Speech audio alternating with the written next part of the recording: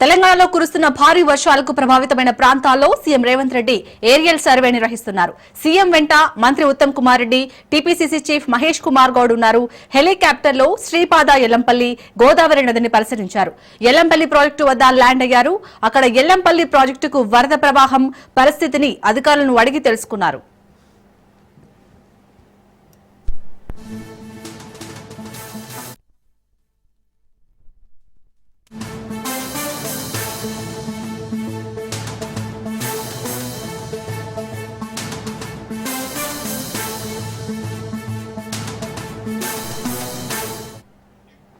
తెలంగాణలో కురుస్తున్న భారీ వర్షాలకు ప్రభావితమైన ప్రాంతాల్లో CM Revanth Reddy aerial survey నిర్వహిస్తున్నారు.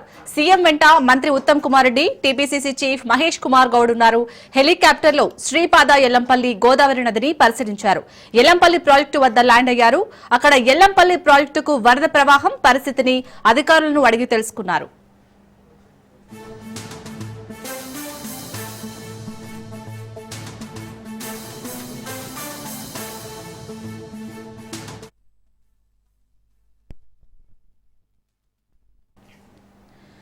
తెలంగాణలో కురుస్తున్న భారీ వర్షాలకు ప్రభావితమైన ప్రాంతాల్లో CM Revanth Reddy aerial survey నిర్వహిస్తున్నారు.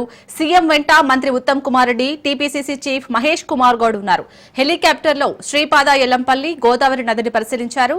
ఎల్లంపల్లి ప్రాజెక్టు వద్ద ల్యాండ్ అయ్యారు. అక్కడ ఎల్లంపల్లి ప్రాజెక్టుకు వరద ప్రవాహం పరిస్థితిని అధికారులను అడిగి తెలుసుకున్నారు. రైట్ గా ఇదే అంశానికి సంబంధించి పూర్తి అప్డేట్స్ మా ప్రతినిధి రాజు అందిస్తారు. రాజు, సీఎం రేవంత్ రెడ్డి ఏరియల్ సర్వేకు సంబంధించి అప్డేట్స్ ఏంటి? సీఎం రేవంత్ రెడ్డి తెలంగాణలో భారీగా కురుస్తా ఉన్నటువంటి వర్షాలకు, అదేవిధంగా ఈ భారీగా వస్తా ఉన్నటువంటి వరదల ప్రభావిత ప్రాంతాలు ఏవైతే ఉన్నాయో ఆయా జిల్లాల పర్యటనకు ఈరోజు ఆయన మధ్యాహ్నం బేగంపేట విమానాశ్రయం నుంచి బయలుదేరి వెళ్లడం జరిగింది. సీఎంతో పాటు ఇరిగేషన్ శాఖ మంత్రి Uttam Kumar Reddy, PCC chief MLC Mahesh Kumar Goud కూడా ఈ సీఎం వెంట ఉన్నారు. ప్రధానంగా మెదక్, పెద్దపల్లి, అదేవిధంగా ఈ కామారెడ్డి జిల్లాల పర్యటనకు ఈరోజు ఏరియల్ వ్యూ చేయడానికి వెళ్ళడం జరిగింది. మొదటగా పెద్దపల్లి జిల్లాలో ఉన్నటువంటి ఏదైతే శ్రీపాద ఎల్లంపల్లి ప్రాజెక్టు వద్దకు వెళ్ళడం జరిగింది. అక్కడ ఇప్పటికే నిండుకుండలా ఉన్నటువంటి ప్రాజెక్టు దగ్గరికి వెళ్ళడం జరిగింది. అక్కడ దిగినటువంటి సీఎం, అదేవిధంగా మంత్రి, అదేవిధంగా పీసీసీ చీఫ్ మహేష్ కుమార్ గౌడ్ అక్కడ ఉన్నటువంటి గోదావరి నది ఉధృతిని అక్కడ పరిశీలించడం జరిగింది. వరద ప్రభావిత ప్రాంతాలు ఏవైతే ఉన్నాయో లోతట్టు ప్రాంతాలకు ఈ ప్రాజెక్టు నుంచి కిందికి దిగువకు ఏ విధంగా వరద నీరు వెళ్తా ఉంది, అదేవిధంగా చుట్టుపక్కల ఉన్నటువంటి గ్రామాలు ఏ విధంగా వరదకు ఎఫెక్ట్ అయ్యాయన్న విషయాన్ని అక్కడ ఉన్నటువంటి అధికారులను అడిగి తెలుసుకుంటా ఉన్నారు. అదేవిధంగా ఈరోజు ఇతర జిల్లాలు ఏవైతే ఉన్నాయో కామారెడ్డి, మెదక్ జిల్లాలో కూడా పర్యటించబోతా ఉన్నారు. రాష్ట్రంలో గత 3 రోజులుగా కూడా భారీ వర్షాలు కురుస్తూ ఉన్నాయి. భారీ వర్షాలకు జనజీవనం అస్తవ్యస్తంగా మారిపోయినటువంటి పరిస్థితి కనిపిస్తూ ఉంది. ఇప్పటికే ఒకవైపు ఇటు ప్రతిపక్షాల నుంచి తీవ్ర విమర్శలు వ్యతిరేకత వస్తూ ఉంది. ప్రభుత్వం అంటీ ముట్టనట్టుగా ఉంది అని చెప్పి ఏదైతే ఒకవైపు విమర్శలు వస్తూ ఉన్నాయి, మరొక వైపు ప్రభుత్వం కూడా చెప్తా ఉంది గత 3 రోజులుగా కూడా భారీ వర్షాలు కురుస్తున్నప్పటికీ కూడా ఎక్కడ కూడా ప్రాణ నష్టం లేకుండా కూడా నివారించగలిగామని చెప్పి ఒకవైపు ప్రభుత్వం తన వెర్షన్ను చెప్తా ఉంది. ఎక్కడ కూడా ఇబ్బందులు లేకుండా ఏదైతే ఈరోజు మనం చూసాము సిరిసిల్ల దగ్గర ఏదైతే వాగులో చిక్కుకొని ఉన్నారో వారిని రాష్ట్ర ప్రభుత్వం ఇప్పటికే ఇటు కేంద్ర ప్రభుత్వం సంయుక్తంగా కూడా ఎయిర్ ఫోర్స్ విమానాన్ని రప్పించి అక్కడ 5 మందిని కాపాడామని చెప్పి కూడా ప్రభుత్వం ఇప్పటికే చెప్తా ఉంది. ఇటు కేంద్ర రాష్ట్ర ప్రభుత్వాలు కూడా సమన్వయంతో కలిసి ముందుకు వెళ్తా ఉన్నాయి. ఎక్కడ కూడా ఈ ప్రాణ నష్టం లేకుండా కూడా కాపాడుతున్నామని చెప్పి కూడా ప్రభుత్వం చెప్తా ఉంది. మరొక వైపు ఈ వరద ఉధృతి ఎక్కడైతే ఏ ప్రాంతాల్లో అయితే ఎక్కువగా ఉంటుందో ఆయా ప్రాంతాల్లో ఇప్పటికే లోతట్టు ప్రాంతాల్లో ఉన్నటువంటి ప్రజలను అప్రమత్తం చేయడం జరిగింది. వారిని పునరావాస కేంద్రాలకు తరలించడం జరిగింది. కామారెడ్డి జిల్లాలో కావచ్చు, ఇటు నిజామాబాద్, మెదక్లో కావచ్చు మరి భారీ వర్షాలు ఉన్న నేపథ్యంలో ఇప్పటికే వాతావరణ శాఖ కూడా భారీ వర్షాలు ఉంటాయని చెప్పేసి కూడా హెచ్చరికలు జారీ చేసిన నేపథ్యంలో అక్కడ కూడా పునరావాస కేంద్రాలు ఏర్పాటు చేయడం జరిగింది. అధికారులు కూడా 24/7 విధుల్లో ఉంటున్నారని చెప్పేసి కూడా ఇప్పటికే ఇటు రాష్ట్ర స్థాయిలో అధికారులు చెప్తా ఉన్నటువంటి పరిస్థితి కనిపిస్తూ ఉంది. ఈరోజు సీఎం ఏరియల్ వ్యూలో కూడా అదే చెప్తా ఉన్నారు. ఎక్కడ కూడా ప్రజలకు ఇబ్బందులు తలెత్తకుండా అవసరమైన అన్ని ఏర్పాట్లు చేశాము. ఎక్కడ కూడా ప్రజలకు ఇబ్బందులు ఉంటే ఖచ్చితంగా అధికారుల దృష్టికి తీసుకురండి, ఎక్కడికక్కడ కూడా సమస్య లేకుండా చూస్తామని చెప్పి కూడా సీఎం రేవంత్ రెడ్డి చెప్తా ఉన్నటువంటి పరిస్థితి కనిపిస్తూ ఉంది. శ్రీపాద ఎల్లంపల్లి ప్రాజెక్టు వద్ద అక్కడ దిగినటువంటి సీఎం రేవంత్ రెడ్డి, అదేవిధంగా మంత్రి ఉత్తమ్ కుమార్ రెడ్డి, పిసిసి చీఫ్ మహేష్ కుమార్ గౌడ్ అక్కడ గోదావరికి ప్రత్యేక పూజలు కూడా చేయడం జరిగింది. అదేవిధంగా ఈ రోజు ఇతర జిల్లాల్లో వరద ప్రభావిత ప్రాంతాలు ఏవైతే ఉన్నాయో కామారెడ్డి, మెదక్ జిల్లాలలో కూడా పర్యటించబోతా ఉన్నారు. అక్కడ ఉన్నటువంటి సిచ్యువేషన్ను ఏరియల్ వ్యూ ద్వారా తెలుసుకొని అధికారులకు మరిన్ని సూచనలు చేసే అవకాశం అయితే కనిపిస్తూ ఉంది. మరొక 2 రోజుల పాటు భారీ వర్షాలు ఉన్న నేపథ్యంలో ఏవైతే భారీ వర్షాలు ఉంటాయని చెప్పేసి ఇప్పటికే వాతావరణ శాఖ ఇచ్చినటువంటి ఏవైతే సూచనలు ఉన్నాయో ఆ సూచనలకు ఖచ్చితంగా ప్రభుత్వం ఎక్కడా కూడా ప్రజలకు ఇబ్బందులు తలెత్తకుండా ఏర్పాట్లు చేసిందని చెప్పేసి కూడా ఒకవైపు ప్రభుత్వం చెప్తా ఉంది. మరొక వైపు ఇప్పటికే చాలా గ్రామాలకు కూడా రాకపోకలు స్తంభించిపోయాయి. ఒకవైపు ఇటు కామారెడ్డి హైదరాబాద్ మధ్యలో ఇటు రైల్వే ట్రాక్ కూడా ఇక్కడ నిన్న మనం చూసాము, రైల్వే ట్రాక్ కూడా ఇబ్బందికరంగా మారింది. రైళ్ల రాకపోకలకు కూడా తీవ్ర ఇబ్బందులు ఎదుర్కొంటా ఉన్నారు. మరొక వైపు కొన్ని చోట్ల ఏదైతే గ్రామాలకు రాకపోకలు తెగిపోయాయి, రోడ్లు కూడా కొన్ని చోట్ల ఇప్పటికే తెగిపోయినటువంటి పరిస్థితి కనిపిస్తూ ఉంది. మరొక వైపు ఇటు సిద్దిపేట చుట్టుపక్కల, అదేవిధంగా ఇటు కామారెడ్డి, అదేవిధంగా మెదక్, ఇటు పెద్దపల్లి ఏరియాల్లో, నిజామాబాద్ ఏరియాల్లో ఇటు వరదలు కూడా కొన్ని గ్రామాల్లో ఎక్కువగా ఉండడంతో కొన్ని గ్రామాలు ఇప్పటికే జలదిగ్బంధంలో ఉండిపోయాయి. ఆయా గ్రామాల్లో ఉన్నటువంటి ప్రజలను కాపాడేందుకు ప్రత్యేక చర్యలు తీసుకున్నామని చెప్పేసి ఒకవైపు ప్రభుత్వం చెప్తా ఉంది. అదేవిధంగా పునరావాస కేంద్రాలకు తరలించిన ప్రజలకు ప్రత్యేక ఏర్పాట్లు కూడా చేస్తా ఉన్నామని చెప్పి కూడా ప్రభుత్వం దగ్గర నుంచి ఎక్కడా కూడా ఇబ్బందులు తలెత్తకుండా అన్ని ఏర్పాట్లు చేస్తా ఉన్నామని చెప్తా ఉంది. మరొక వైపు ఇటు హైదరాబాద్లో కూడా జిహెచ్ఎంసీ అదేవిధంగా ఇతర సిబ్బందులు కూడా అన్ని శాఖల ఇటు సిబ్బంది సమన్వయం చేసుకుని ముందుకు వెళ్తా ఉన్నారని చెప్పేసి కూడా ప్రభుత్వం అయితే చెప్తా ఉంది. మరి కాసేపట్లోనే CM Revanth Reddy aerial view ముగిసే అవకాశం కూడా కనిపిస్తూ ఉంది. ఏరియల్ వ్యూ ముగిసిన తర్వాత అధికారులతో ప్రత్యేకంగా టెలికాన్ఫరెన్స్ నిర్వహించే అవకాశం కూడా కనిపిస్తూ ఉంది. ఆయా జిల్లాల కలెక్టర్లు, ఎస్పీలతో సీఎం రేవంత్ రెడ్డి నేరుగా మాట్లాడే అవకాశం కనిపిస్తూ ఉంది. అక్కడ ఉన్నటువంటి తాజా పరిస్థితులు, అదేవిధంగా మరొక 2 రోజుల పాటు భారీ వర్షాలు ఉన్న నేపథ్యంలో వాటిని ఏ విధంగా ఎదుర్కోవాలి అనే అంశంపై కూడా అధికారులకు ముఖ్యమంత్రి రేవంత్ రెడ్డి దిశానిర్దేశం చేసే అవకాశం కూడా కనిపిస్తూ ఉంది.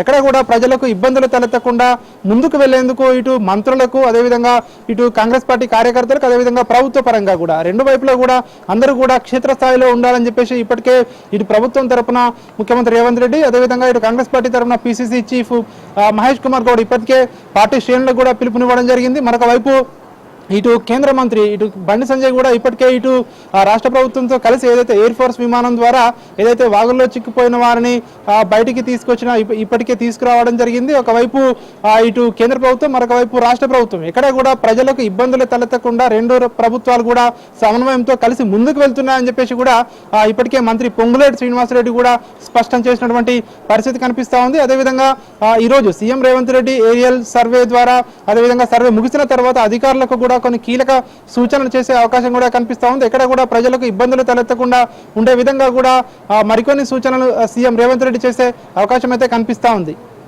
రాజు, ఇప్పుడు సీఎం రేవంత్ రెడ్డి ఏరియల్ సర్వేలో భాగంగా ఏవైతే వరద ప్రభావిత ప్రాంతాలు ఉన్నాయో ఆ ప్రజలకు ప్రభుత్వం నుంచి ఎలాంటి భరోసా ఇవ్వనున్నారు? అలాగే ప్రధానంగా రైతులు పంటలు కూడా చాలా మునిగిపోయాయి. సో రైతులకు ఎలాంటి భరోసా ఇచ్చే అవకాశం ఉంది ప్రభుత్వం?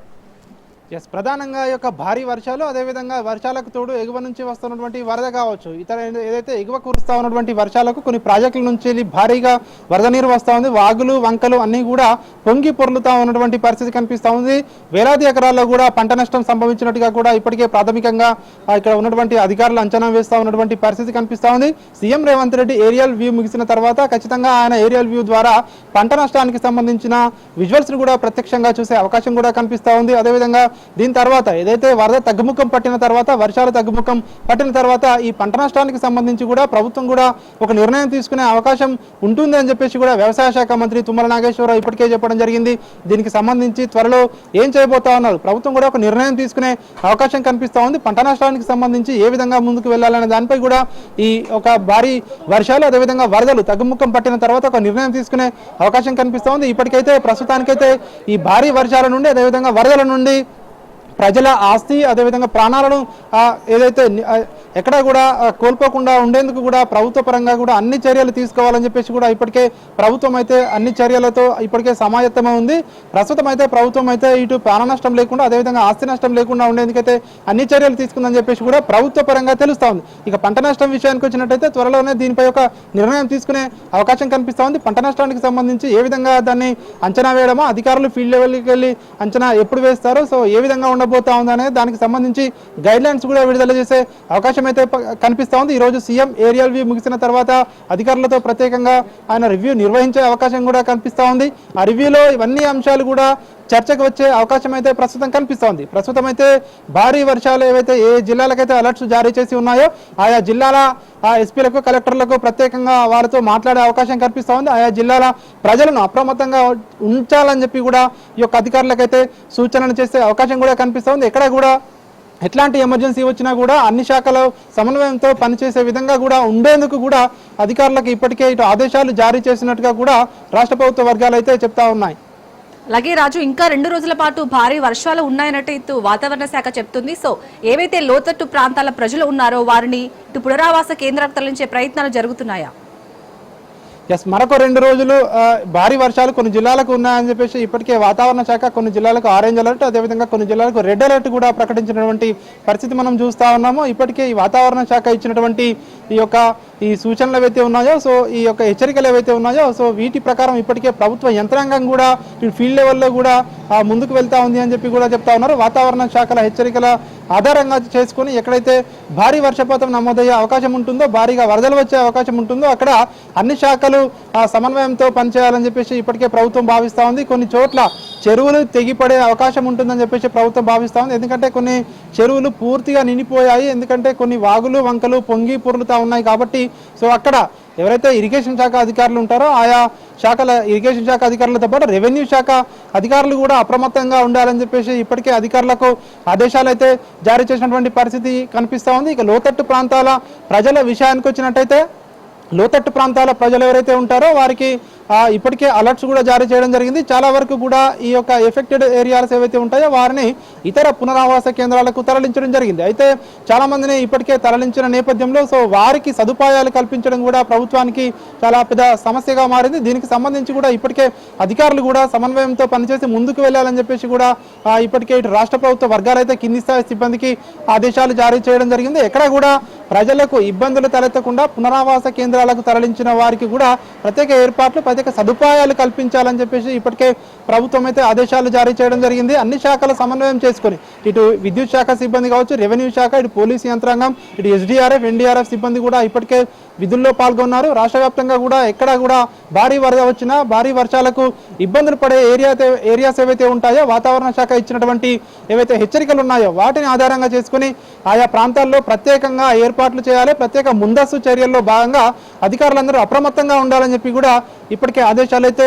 జారీ చేయడం జరిగింది. దీన్ని అనుసరించి ఎవరైతే పునరావాస కేంద్రాలకు తరలించిన వారు ఉంటారో అదేవిధంగా ఇంకా కొంతమందిని పునరావాస కేంద్రాలకు తరలించే ఏవైతే మిగిలిపోయిన వారు ఉన్నారో సో వారిని కూడా వీలైనంత తొందరగా ఏవైతే భారీ వర్షాలు పడే అవకాశం ఉంటుందో అక్కడ పునరావాస కేంద్రాలకు తరలించే వారిని ఇప్పటికే మరికొంతమందిని ఇంకా తరలించే అవకాశం ఉన్న నేపథ్యంలో వారిని కూడా తరలించాలని చెప్పేసి ప్రభుత్వ వర్గాలు అయితే కింది స్థాయి సిబ్బందికి ఆదేశాలు అయితే జారీ చేయడం జరిగింది. అయితే పెద్ద ఎత్తున కురుస్తున్నటువంటి ఈ వర్షాలకి ఇప్పటికే జనజీవనం స్తంభించిపోయింది. ఇప్పటికే ఆ జిల్లాల్లో ఇప్పటికే ఉన్నటువంటి విద్యా సంస్థలకు సెలవులు ప్రకటించడం జరిగింది.